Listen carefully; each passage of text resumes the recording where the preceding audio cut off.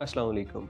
Saudi अरब के तीसरे बड़े सहरा में 30 घंटे ज़िंदगी और मौत की कशमकश में लड़ता हुआ एक ख़ानदान, 7 अफराद पे मुश्तमिल लोग जो ज़िंदगी के लिए हर तरफ दौड़े, थक हार के बैठ गए। एक तरफ से प्यास भूख थी तो दूसरी जानिब से इंतहाई सर्दी। ज़िंदगी के तमाम असबाब ख़त्म हो चुके थे, लेकिन आखिरकार अल्लाह रब्बुल इज़्ज़त ने किस तरह से मदद की, टीमें इन तक किस तरह से पहुँची। सऊदी अरब में सबसे ज़्यादा वायरल और डिस्कस किया जाने वाला इशू वीडियोज़ के साथ हम आपको बताते हैं। हौता बनी तमीम और अद्दलम के पास यह दहना सहरा है, जिसमें ये लोग अचानक सड़क से उतरते हैं।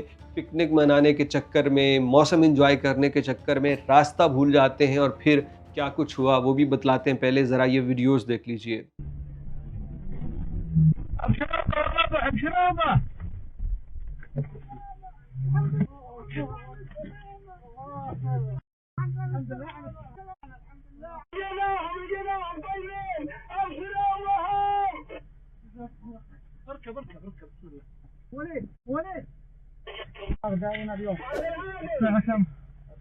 الحمد لله على سلامتكم. الله يسلمك.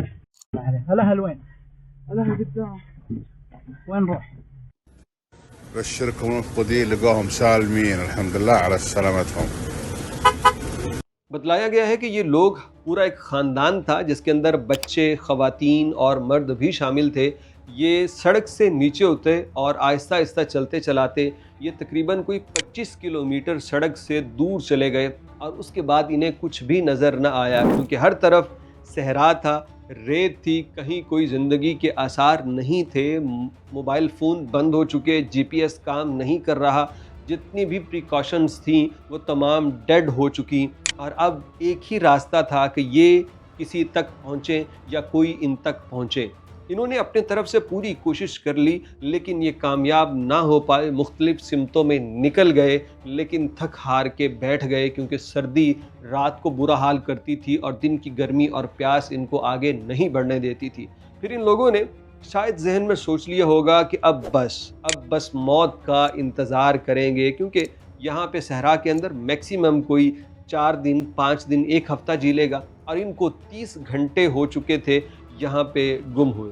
जैसे ही इनकी गुमशुदगी का खदशा हुआ तो फौरी तौर पे इमदादी टीमों को इत्तला दी गई कि ख़ानदान इस वक्त यहाँ तक उससे राब्ता हुआ और उससे राब्ता करके उसको तलाश कीजिए। फिर सऊदी अरब के इदारे भी हरकत में आए। उन्होंने भी इसके अंदर जो इनकी लास्ट लोकेशन थी मोबाइल फ़ोन्स की, उन चीज़ों को देखा और फिर उसके बाद वो इनको तलाश करने निकल पड़े। खुशकिस्मती से ये मेन रोड से 85 किलोमीटर अंदर सहरा के अंदर जाके मिले।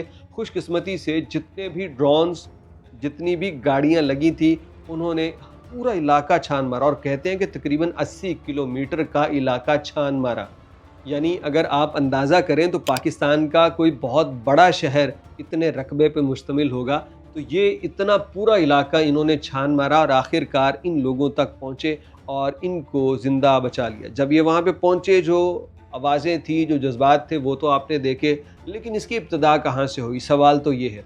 आजकल सऊदी अरब में मौसम बहुत शानदार हो रहा है, लोग निकल रहे हैं, लेकिन जो बंदा किसी एडवेंचर के चक्कर में सड़क को छोड़ता है तो समझ लें कि वो पानी के अंदर है, तैराकी नहीं जानता और कोई एक सहारा उसके हाथ में है और वो छोड़ रहा है। अगर छोड़ेगा तो फिर उसके साथ क्या होगा आप जानते हैं, डूब जाएगा।